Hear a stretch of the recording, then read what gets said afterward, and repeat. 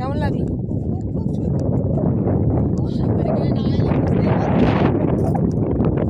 এত সুন্দর, মানে সব কিছু সাজিয়ে রেখেছে।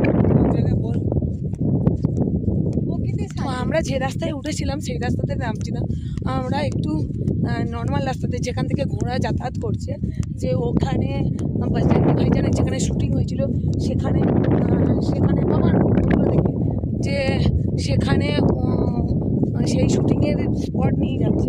তো আমরা নর্মাল রাস্তাতে হেঁটে যাচ্ছি, পাহাড়ে অনেক উপরে এসেছিলাম, তো এখন নর্মাল দিকে হেঁটে যাও। মোবাইলগুলো সব কটা আজকে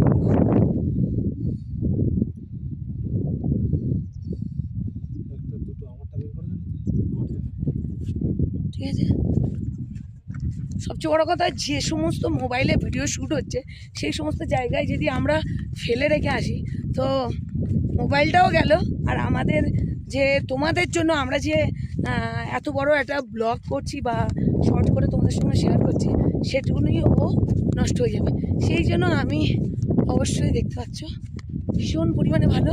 আর এখান থেকে ঘরের ভিউ উঠে দেখো সোনমার্গের। বাবার না কেমন লাগছে বাবান? সুপার। চলো টাটা, নিচেই নেবে। কেমন লাগছে বাবা? এই জায়গাকে কাকে মিস করছিস? আমার বাবা। হ্যাঁ, জান্নাত আমার বাবা। ভীষণ এক্সাইটমেন্ট, খুব মিস করছি। আর সঙ্গে আমার পুরো ফ্যামিলি থাকলে আরও বেটার হতো। তো বেটার মানে আমার হাজব্যান্ড, আমার বোন, আমার ভাইয়ের বউ, আমার ভাই, সবাই যদি থাকতো, এই সৌন্দর্যটা যতটা আমরা দেখতে পাচ্ছি তো ও দেখে নিত। অত সুন্দর পরিবেশ আর এত সুন্দর একটা ভিউর সাথে সাথে আমরা সোনমার্গের পুরো ভিউটাকে এনজয় করেছি। প্রচণ্ড উপরে হাওয়া চলছে, গলা ধরে গেছে, প্রচণ্ড ঠান্ডা। আর বাবার জন্য কিছু I love you. I love you বাবা। আই লাভ ইউ মাই স্বামী, মাই হাজব্যান্ড।